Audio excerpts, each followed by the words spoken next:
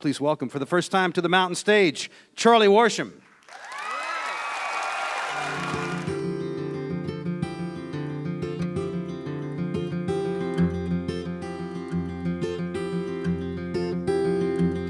Well, these Delta roads, everyone I know, by the cotton fields and railroad tracks.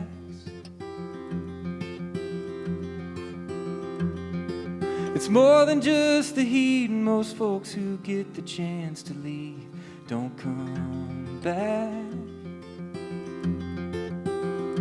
We're back in Charleston, and we're doing a show that includes this man right here, Mr. Charlie Worsham. Originally from down in Mississippi, Grenada? Sir. Grenada, Mississippi. Now living in Nashville. That's right. Made his debut on the Grand Ole Opry when he was 12 years old. That's great. That's a great YouTube. You can still see that. You sure can. Who made that little piece? Oh, you know, well, actually back then there was TNN, the national network. Right. And the footage Did they do from that. And you put it together, or who did? I uploaded it to the YouTube. Just put it on the YouTube. It's really great. It's fun to see a little pudgy Charlie there with the banjo. And while most 12-year-olds are home playing with their friends, Charlie Worsham is at the Opry, playing with his heroes. You've kind of branched out a little bit and did something that I would say most bluegrass players don't do, which is go to Berklee College of Music in Boston. So how did you get from 12 years old there on the Grand Ole Opry to Berklee? Well, my parents have always been extremely supportive and have always helped me, and it just became more and more of a serious option and discussion, and I went to a couple of summer programs at Berklee and loved it there. I loved the culture shock of being in a completely different environment. Boston's a little different than Mississippi. It is. It's cold, man. It's cold. My heart might as well be one of those cans tied to the back of your limousine. It was hanging by a thread, so I went ahead and cut the string. But if I ask you way back when, if you take my hand, would you say, I do? So you've been writing your own tunes all along during this time? I have. I've been writing since early high school days, and I've learned from a lot of different writers and mentors. So now it's time to step out front and just do it. Right. You know, do it in front. And you've been doing it, actually, speaking out front, you've been opening for some very interesting artists. Big. And it's a shame, she won't be the one to blame.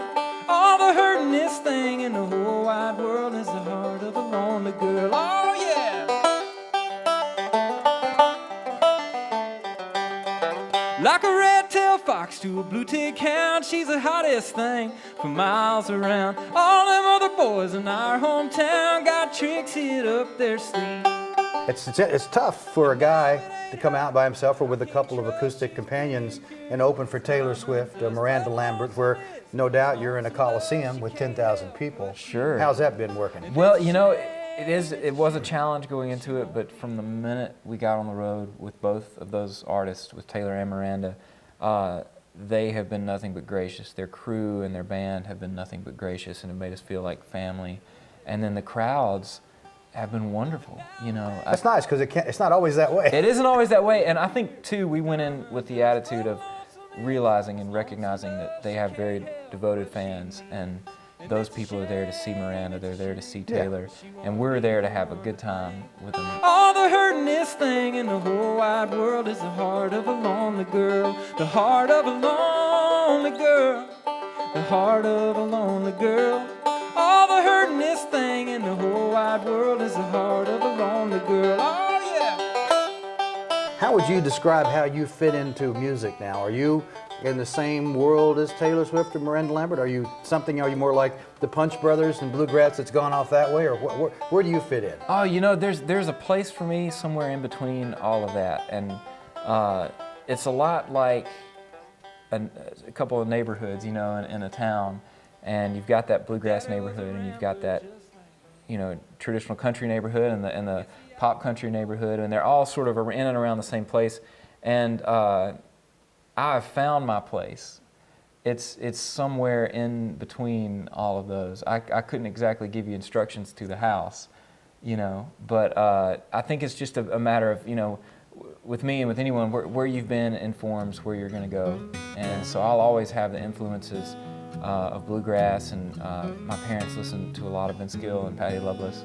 and that era of country to me is very special and close to my heart. Tonight I'm gonna be strong, I'll keep it under control, won't let you under my skin.